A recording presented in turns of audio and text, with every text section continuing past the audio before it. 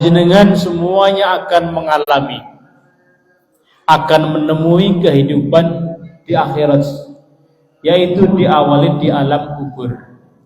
Alam kubur adalah tempat yang paling awal dari kehidupan akhirat. Setelah alam kubur, ada yaumil kebangkitan, ada padang mahsyar, ada yaumil mizan, ada yaumil hisab. Yang terakhir adalah ke kanan atau ke kiri, masuk surga atau masuk neraka. Kalau panjenengan dalam konteks menika dalam menyampaikan adalah golongan orang yang akan diselamatkan oleh Allah di dalam kubur. Allah dalam Al-Quran, wattaqu yauma turja'una fihi ila Allah. Wattaqu, bersiap-siaplah panjenengan, bertakwalah panjenengan, mencari sangulah panjenengan ketika panjenengan akan dipanggil oleh Allah fihi ila Allah. Ketika dipanggil oleh Allah Subhanahu wa taala, mboten ada undangan. Artinya mboten ada kabar, mboten wonten ada semoyo. Jadi Allah manggil kula panjenengan menika ada 3. Pertama dipanggil oleh Allah Subhanahu wa taala ketika dikumandangkan azan. Baik azan maghrib, isya, subuh, zuhur. Pada hakikatnya Allah lah yang mengundang kula panjenengan. Yang kedua diundang oleh Allah Subhanahu wa taala ketika kula panjenengan diundang oleh Allah ibadah haji dan umrah.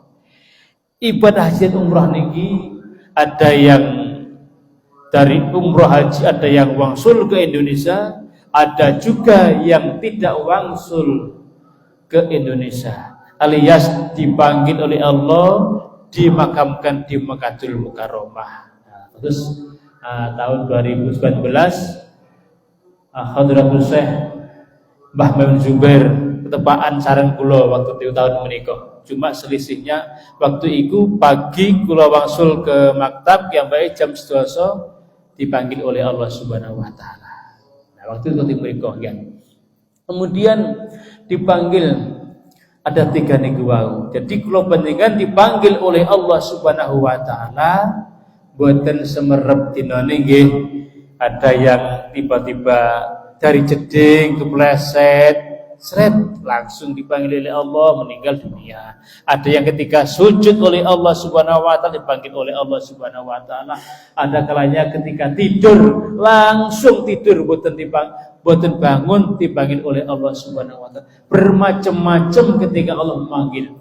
Oleh karena itu dipanggil oleh Allah, setelah itu panjenengan akan mengalami di alam kubur, alam barzah. Nah, supaya kula panjenengan niku selamat di alam kubur.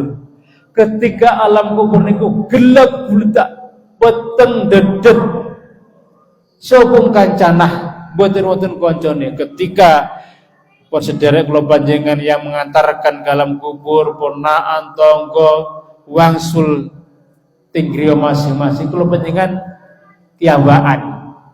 Nggih, men kecak betul BTBN napa?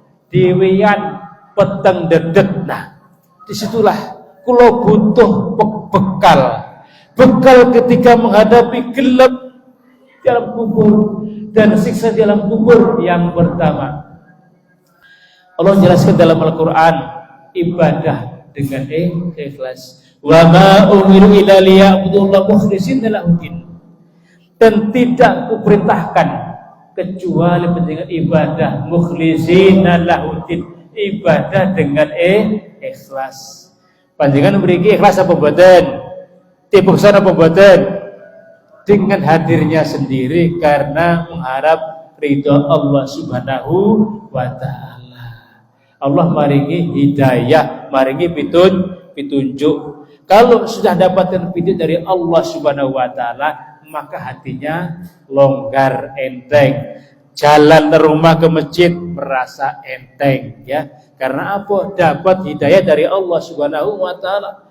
Yang jauh jadi dekat, yang dekat adalah tambah rapat, lebih sergap, lebih istiqomah. Malam, siang, panjenengan sujud di masjid karena ikhlas. mengharap ridho Allah Subhanahu wa taala. Dalam tasawuf ada 3 macam ikhlas itu. Cuma satu niki adalah ikhlas adalah tingkatan yang paling tinggi dalam ibadah setelah takwa. Ikhlas karena apa? Hatinya sudah dibersihkan oleh Allah Subhanahu wa taala. Sofa yasufu sofan at-tasawuf, hatinya bersih. Kalau hatinya bersih, dapat hidayah dari Allah, tak perlu diperintah, tak perlu dipaksa, hadir dengan sendirinya. Sholatul lail, sholat duha, uang digrojok, ya, diberikan untuk masjid, beli tehel, segala macam. Kenapa? Ikhlas, hanya mengharap ridho Allah Subhanahu wa taala. Dan ini yang pertama, ibadah dengan ikhlas. Yang kedua,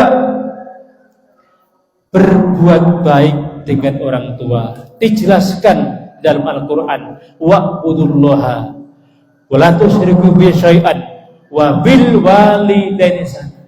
Dan sembahlah Allah dan jangan menyekutukan Allah dengan sesuatu apapun. Wa bil walidaini ihsana. Dan kedua orang tua berbuat baik. Nggih. Kula panjenengan adanya ning donya niki nggih adalah peran kedua orang tua. Kenapa nggih? Dari gagah, ganteng, nggih, sugih, sukses, bisa kuliah, bisa bekerja, punya rumah, punya mobil, adalah perannya orang tua. Maka kalau panjenengan banyak sekali Al-Qur'an jelaskan tentang birrul walidain. Dengan orang harus berbuat baik, nyenengne orang tua. Berkat panjenengan sukses, berkat dengan hasil adalah doanya orang tua. Seandainya sampai nikah dari kandungan, ya, minibat ini ummi, ya, kemudian ngandung 9 bulan 10 hari, melahirkan remaja, dewasa, semuanya biaya dicukupi sampai kuliah, ya, sampai sukses, diberikan apa dengan orang tua? Tidak cukup hanya diberikan dengan uang sak gelangsi boten nutut, hanyalah menyenangkan orang tua. Kalau panjenengan pengen sukses, misal sekarang belum sukses, senangkanlah orang tua, bahagiakan orang tua. Orang tua jangan sampai kalau panjenengan ini menyakiti. Juga jelaskan fala tadharhuma. Jangan panjenengan bantah orang tua. Harus gimana? Qaulan karima, dengan ucapan yang baik, ucapan yang lemah lembut. Dijelaskan dalam sebuah kisah sahabat Nabi yang namanya Alqamah. Alqamah adalah sahabat Nabi yang rajin ibadah, jamaah di masjid, berjamaah dengan Kanjeng Nabi, enggak pernah godang, enggak pernah bolong. Ahli ibadah, ahli puasa, ahli sedekah, dermawan. Ketika pulang dengan Kanjeng Nabi atau bepergian, Alqamah dengan ibunya diberikan kain, diberikan baju, bawa pulang oleh-oleh buah-buahan yang enak-enak, yang manis-manis. Namun suatu ketika Alqamah dah berkeluarga, maka berubahlah semua yang awalnya loman, ibu sayang, senang. Ketika pulang, Alqamah ibu yang dikasih pakaian yang jelek-jelek, buah-buahnya sing boten enak-enak, yang biasanya apel, duren, anggur, wah enak-enak, niki boten. Akhirnya Alqamah dengan ibunya berpisah. Alqamah sendiri rumahnya, ibunya sendiri rumahnya. Ketika pada waktu itu Kanjeng Nabi tanya, mana Alqamah? Tak ketelak nikah bejeng dah. Kemudian tidak lama lagi istrinya datang. Ya Rasul, Alqamah tidak hadir panjenengan majelis taklim, majelis jamaah salat. Alqamah sakit. Coba ditinggali. Kanjeng Nabi ngutus Haji Bilal, terus dan sahabat yang lain, ditinggali. Alqamah tidak bisa menyebut asma Allah, tidak bisa nyebut la ilaha illallah. Kemudian kembali lagi, ya Rasul, Alqamah nazak sakit, boten saged nyebut asma Allah. Nah, masih ada ibunya, masih. Nah, masih ada ayahnya, boten. Nah, coba datangi ibunya. Ya ibunya Alqamah, tolong Alqamah dimaafkan. Boten sampai 3 kali boten purun, akhirnya matur Kanjeng Nabi. Boten purun ya Rasul. Ya. Coba nanti kalau nggak mau, Kanjeng Nabi yang akan hadir. Nah, ketika disampaikan ibunya Alqamah, Ibu Alqamah kalau panjenengan boten purun maafkan Alqamah. Kanjeng Nabi ada mriki ya Mbak. Oleh karena itu Kanjeng Nabi pada itu Ibu Alqamah niku semangat. Nah, tangi jegega terus kemudian kerengkelan. Apa kerengkelan nika?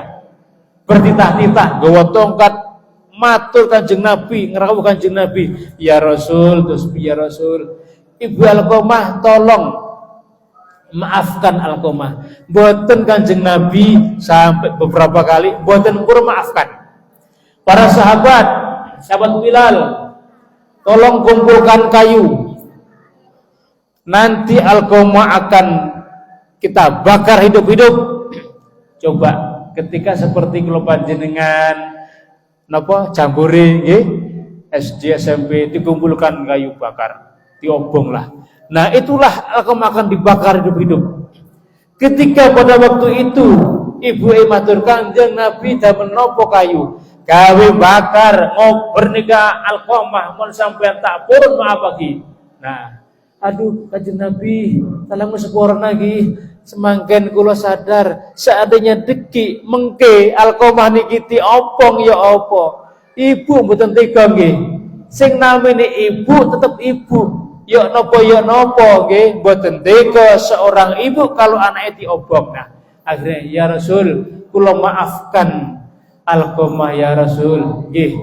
Coba sahabat lihat tengalin nika Alqamah nika ketika tidak bisa nyebut asma Allah, akhirnya dimaafkan oleh Alqamah, oleh ibunya, akhirnya bisa nyebut asma Allah. Akhirnya Alqamah meninggal dunia. Itulah niki Bu nggih. Jadi ini ada 7 golongan, ini masih 2 nggih. Yang terakhir, yang ketiga adalah menyambung silaturahmi. Kalau panjenengan bentar lagi setelah selesai telasan niki pasaan niki, panjenengan akan menemui namanya riyoyo nggih. Kanjeng Nabi Daud, isnanil layang durilahi mayamal qiyamati qati urah bijurusui. Ada 2 golongan, beda 2 golongan nanti yang kiamah tidak mendapatkan pertolongan Allah, tidak mendapatkan ma'unah Allah. Siapa Kanjeng Nabi? Yang pertama qati urrahmi. Yang pertama orang yang memutuskan tali silaturahmi. Orang sing gak gelem nyambung sedulur ponaan paling bodit tonggo, lah niki boten mendapat pertolongan Allah Subhanahu wa taala nanti yang kiamah ketika di padang mahsyar panas ya, ketika panjenengan kepanasan boten mendapat pertolongan Allah Subhanahu wa taala. Yang kedua apa? Kata Kanjeng Nabi, wajarusui, yaitu tetangga sing boten sae ahlake, sing jubek kelakuana, sing elek, sing napa niku namine jahat. Nah, inilah para hadirin yang dirahmati oleh Allah Subhanahu wa taala. Hanya sekedar kita sedikit saja. Mudah-mudahan kekhilafan kula panjenengan dipun ampuni oleh Allah Subhanahu wa taala. Mudah-mudahan kula panjenengan benjing ditibali oleh Allah dengan husnul khotimah, diselamatkan di alam kubur. Amin Allahumma amin. Akhiru kalam, wassalamualaikum warahmatullahi wabarakatuh.